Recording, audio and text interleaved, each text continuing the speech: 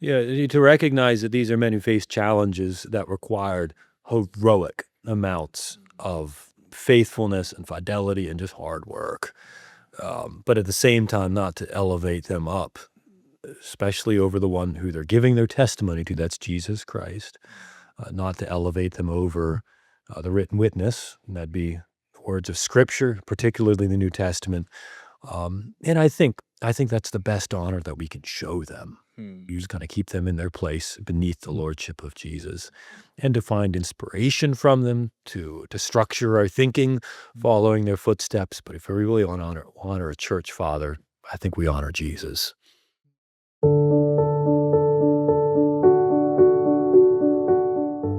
So, Kyle, you spent a lot of time studying church history. You use that to inform some of the classes you teach here at Faith Builders.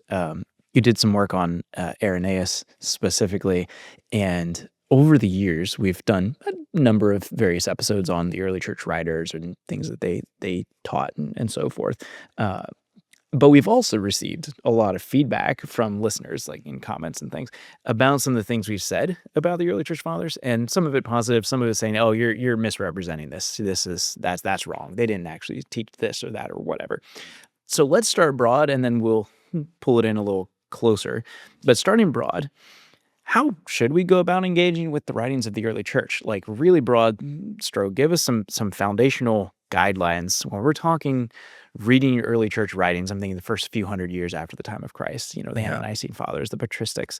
Um, what are some things we should be keeping in mind? Because it feels like we could pretty easily skew this different directions based on our own opinions and belief systems. So talk to me about that. Yeah. I'd start by saying I'm excited. If anybody's interested in church history, that makes me excited. We need more people who are interested in church history, I think. Um, and the church fathers specifically, we're looking at them. It's an era of church history in which some of the structures hadn't been quite so formalized yet, especially as they are later on in the Roman Catholic tradition. But there's still a need for people to guide, there's to clarify, to kind of offer themselves in ways that help the early church, especially through some really difficult times when there was leadership needed. So,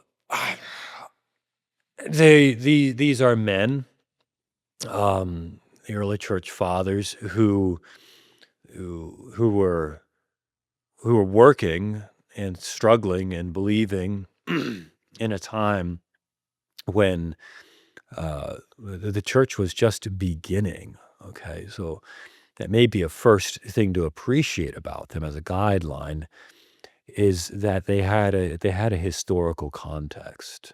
Okay, um, that is to say that their thinking was emerging and reflecting on uh, historical challenges that they were facing, historical opportunities that they had. And so it can be easy to misrepresent an author or a church father when we've only partially understood them or when we've failed to appreciate their historical context. Another dimension of that is their literary context, we'd say, where, like say for Irenaeus, he's most known for his, against the heresies, but he also wrote some other things too. We've got some letters from him.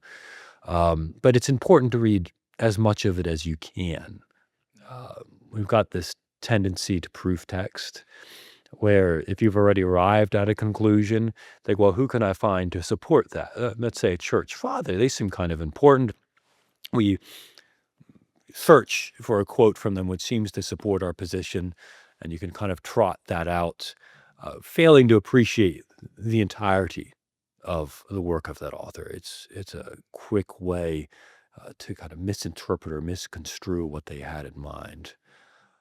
So these are men. They're responding to and reflecting on with the very best of their resources and the aid of the Holy Spirit frequently the challenges, the opportunities that they have. I'd also, and this may identify me as an Anabaptist, they are men. Okay. Um, so even though they they deserve a level of authority in our interpretation. They deserve a level of authority in our theological reflection. Um, Not everything about them is whole or complete, and even their theological reflection reflects some of their personality, their biases, their projects, sometimes even their hang-ups and quirks and idiosyncrasies. So for me, reading them, you can get to know them as men who've had a significant shaping force on the history of the church, and they need to be respected. They are the big men in the room. You approach a big man in the room, you don't do so, cavalierly or indifferently. It's worth respecting them, but you do recognize after a while they got limitations too. I think that might be one of the pieces here because it is really easy to just say, "Oh, what early church father wrote about this," and put it in an AI search engine or something, and it'll pull up, "Oh, okay, great. That was exactly what I'm looking for," and then fail to look into the context that they were writing Right. within, right? Like as a whole, like within the church, within the culture maybe that they were coming Uh-huh. from, and so forth. Yeah, Yeah. right. I think there it can be helpful, in addition to reading, which I would encourage you, read the church fathers, but also get to know um, what their context is. And for them, they didn't need to talk about that because sometimes they're writing epistles, sometimes they're writing treatises. They understood what the context was, and they assumed that those receiving their writing also understood what that context was. Yeah. We don't because we're removed from that historically. So taking some time and using some secondary materials in addition to your primary work, taking some secondary materials and saying, okay, what was the situation here? What Mhm. might have prompted him to write this? What were the issues that were afloat that which could help me understand more clearly why it is he's writing these things? Yeah, that makes a lot of sense. Okay, so we're going to zoom way in now. Started Okay. really broad, go way in. We did some pieces on infant baptism. Not much, just a little bit there, and we got a lot of comments about that. Uh-huh. And different comments. I don't think I'll read the whole thing, but basically they're using the case well in the New Testament. We see everyone converting, and so then they get baptized. But when it comes to a household, it says they were all baptized together. Okay, well, that would mean that, children, infants, whatever would be baptized as well. He goes on to say John Chrysostom says a lot about this, and he very much agreed with it, talking about infant baptism. And he says Irenaeus as well, and so forth. And there's more to the quote. What do you say to that? To give a specific example there of Mhm. those two church fathers that would disagree with what we had said in that You know, previous episode. and the first thing I would say is I think it's okay to acknowledge differences. I think, yeah, Chrysostom being an example there, that he did promote infant baptism. He did. So there are some differences there. I think the case could be made for Irenaeus. I don't think it's quite as strong. Um, but to acknowledge that again, these are humans. They're reflecting as best they know how, and in contexts which require of them certain things. That's another part that I would also suggest if you run across this. Frequently, these men are writing with intent. Okay, that is to say that Hmm. they usually write to accomplish something. Hmm. Okay, and they frequently write not just to like describe things. They're trying to accomplish something. So just as important as asking, why did Chrysostom seem to condone infant baptism? Ask why. Hmm. Why is he doing that? Another factor I think I'd put in there, and this is just acknowledging a cultural difference, is that in their times, okay, in their times, societies were much more collectivist. Okay, so to make an argument based on saying, and forgive me for being just a little bit cheeky in saying is, their times are a little bit different. But I think for the fathers, it can't apply. It was a more collectivist culture. You're going to expect baptism to be applied in ways that may not be exactly the same as what we'd expect in our culture. So be careful of the hasty equivocation. Mm. because in Chrysostom's day, he said that, therefore, boom, one-to-one equivalent, that's how things ought to be. He might have been being permissive, okay, in ways that we think he's being declarative. You have to be careful of his intent. Yeah, that makes sense. I think it's easy to forget this span of time that stands between these writers and us, and the difference of the world that they lived in. Like it's a cross cultural experience almost when you're reading these guys, right? Because it It is, just yeah. is it's a different world. Okay, but isn't it the tendency to say, "Oh, all these church fathers agree with our position, and so that's great." So that verifies like what we believe. Like, isn't that the really easy thing to do? That's kind of like proof texting, I guess. Yeah. Importantly, there, the impulse there, that's what feels good about that is you are looking for consensus among them. And when you have a number of human witnesses like these church fathers who are offering their best testimony and they're saying, I think this is what's right and good, this is what we want to embrace. When you see a lot of them agreeing about something, chances are it's going to be very important. Hang on to that. Mm. That's a good way to read, is to look for the patterns of consensus. Okay. And where you find consensus, chances are it's a pretty significant issue. The same way, we say the church fathers as if they're a unified voice. They don't all see eye to eye. Okay. So yeah, you could reach back and say, I found one person who agrees with me, and that adds credibility to my position. Well, that's possible. That's good. You also have to be looking at the collective voice. Another thing that I enjoy or appreciate about the church fathers, and why I think there's enthusiasm for them right now, there's a lot of interest in them, is they have a sense of scale. Okay. So, sure, yes, they may talk about baptism in ways which suggest, infant baptism, but they're probably talking a lot about other things, about formation. They're going to care about perhaps disciplined formats of church life. They're going to care about the new creation Mm. in ways that if you're not sensitive, if you're not aware of everything they write, you say, oh, look, he agreed with me on that point. Okay. But we have to be willing to also sit down and listen long enough to say, but what's his broader project? Okay. And have Mhm. we appreciated the whole? So, for my need, say, to defend infant baptism, I could say I'm going to rally some church fathers, find places where they agree, ignore the rest of the scale of their argument, and I've got it now. Have we really? Or are we just being dogmatic and kind of preoccupied with our own need to be right while actually silencing them on the matter? So another example here, just to continue on that thread, someone else said Irenaeus clearly talks about ordination when he says the list from this apostle has come to this person. He gives a specific apostolic succession, and if you can't figure that out, I'll pray for you, says this person in their comment, because we had said some things about, or one of the guests had said some things about Yeah. apostolic succession. Maybe tap on that one a little bit too. Is this Yeah. another case study where we can pull some Oh, helpful pieces from? no, apostolic succession, it's not an unambiguous term. Meaning that, it's freighted with a lot of different meanings, and depending what that commenter means, things would take a different direction. So they don't have the favor of being involved here.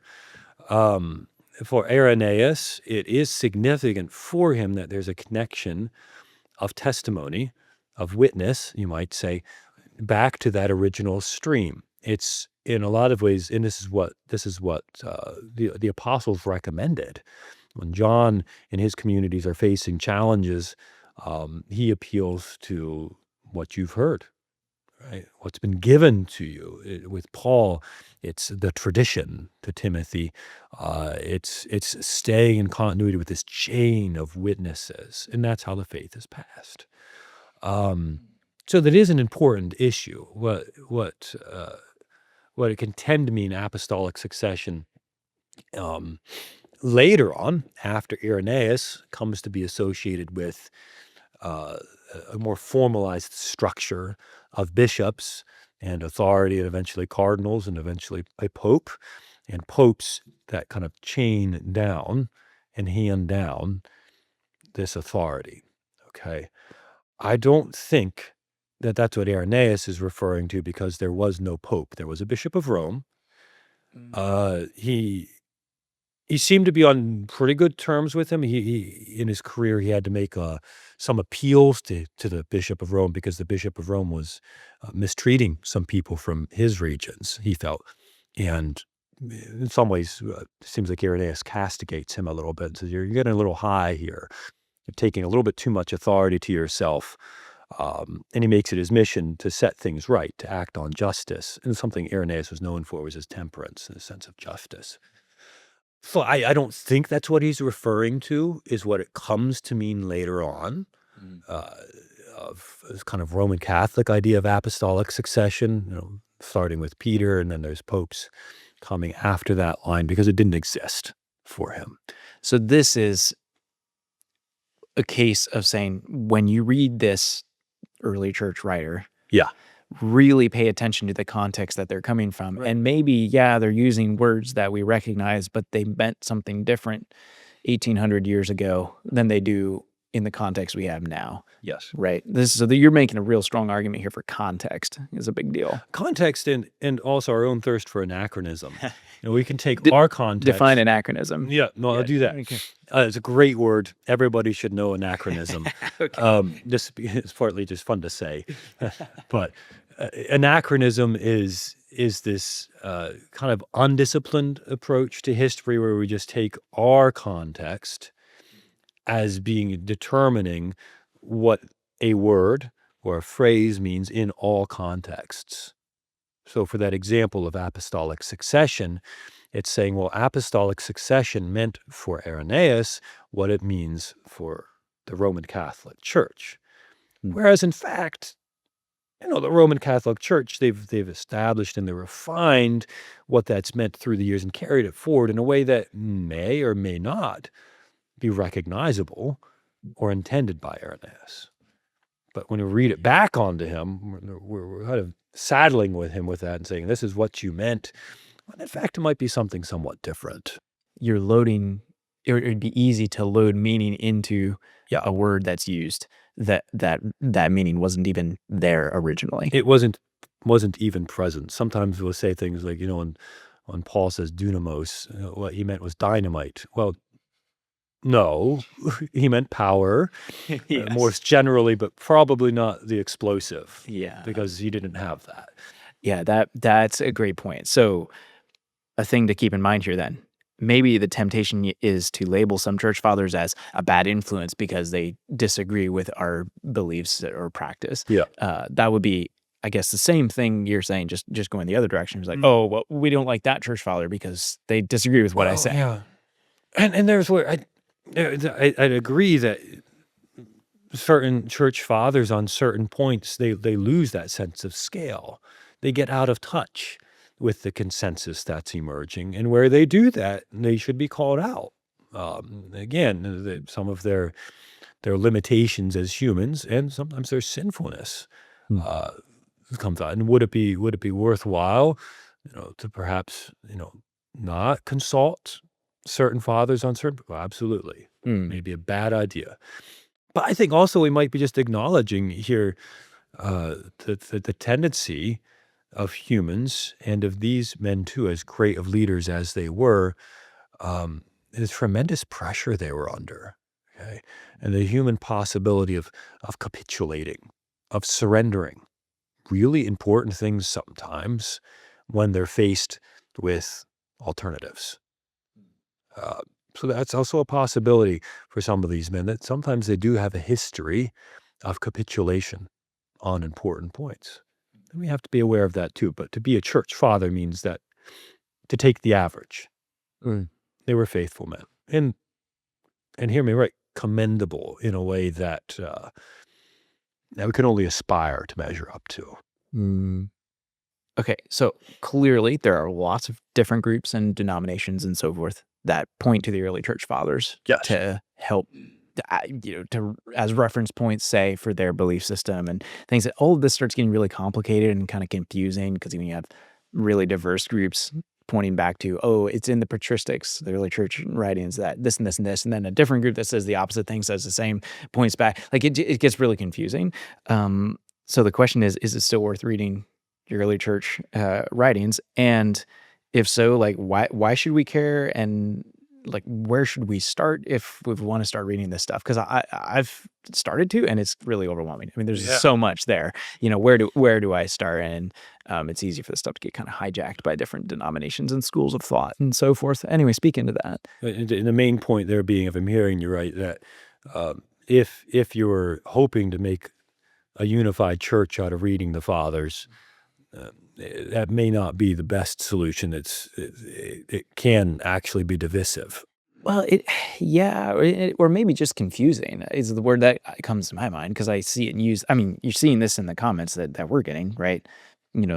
Oh, well, clearly you should believe in infant baptism if you read the early church. Whereas the next person that I might talk to says, oh, no, clearly not if you read the early church writings.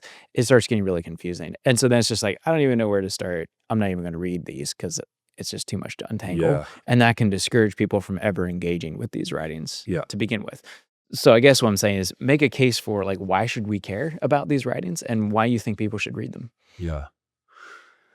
Well, I hope in saying this that I don't diminish them too much, the fathers. But I could have learned at first maybe see this in terms of encounter. And in my work with Irenaeus, it started off, I just wanted to engage his ideas because I had a project. But toward the end of it, I got to know him a bit more as a person, as a man who turned himself in to some really challenging times in church history, especially with his work with the Valentinian Gnostics. And I began to appreciate him and admire him and hope to learn from him in the same way that I would from somebody that I appreciate because of the kind of life, that they've lived out. So maybe that's a starting point to move through that confusion. Say, who are these men? How did they respond? Because all of them had a story to tell. All of them had a life. For the fathers, it included adversity and difficulty, and there's usually something there that's worth imitating. Now, the second thing I might just suggest is, again, watch for their intent. Part of why they're recognized as a church father frequently isn't just because they are really sharp, which they were, or really capable and competent, which they tended to be. It's also because they loved the church and they loved Jesus. Okay, so our response to them, if we're going to be willing to cherry pick, just to add a little padding to our argument, that might be exactly violating their intention. Okay. Yeah. You've got to look past not just mine them for my own historicist project, but also to see toward their heart a little bit, which again is not unmixed. These men live lives of repentance frequently. But to ask the question, how is it, like Paul would suggest for us, how is this expedient for the building of Christ's body? And that becomes the primary question. Mm. So practically speaking, if someone wants to start, you have a recommendation of where in the church fathers they should start reading? Yeah. Oh, wow. There's a lot of options to choose from. So Yeah. I mean, I think you should all start with Irenaeus. Okay. And he's still won my heart in some ways, but I do. There's a lot to appreciate. There's some that are more philosophically or dogmatically inclined. They tend to be harder reads and a real slog. Gregory of Nyssa, a Origen. Some of them, a lot of appreciation, but I wouldn't recommend starting there necessarily unless that's your bent. Some like Clement of Alexandria, Clement of Rome, Irenaeus, I'm just drawing from memory, in my experience, have been a little bit more approachable and maybe don't need quite so much explaining either. Mhm. but do start. Yeah. Yeah, I think that's the one piece if people take something away from this podcast is to actually go and engage with these writings themselves instead of like you've been saying, the cherry picking, not paying attention to the context of what these men were facing as they're writing these things. What were the issues that they were having to wrestle with? What was the context of the society and culture and language and all of these things that, I mean, these works were not written in a vacuum, obviously. Yeah. And keeping all of that in mind, I think that's some important principles to leave people with. Yeah. And I hope, I should say here too, as we wrap up, by emphasizing history, by emphasizing the humanity of these men, it could feel like I'm diminishing them. That's not my intention. That can frequently happen where as soon as you start to look at context, you start to historicize. That is to say, oh, you belittle them, and then you can just kind of do more cherry picking. He didn't really understand what he was doing here, but here are some things that I feel mattered as a historian. No, I don't think that's quite right. The invitation here is to look at them as men, as limited and sometimes as broken as they were, who added leadership and who added thoughtful ways of looking at the world to the church, but neither to elevate them too highly. Okay, and especially not to give them priority, say over the New Testament or over Jesus.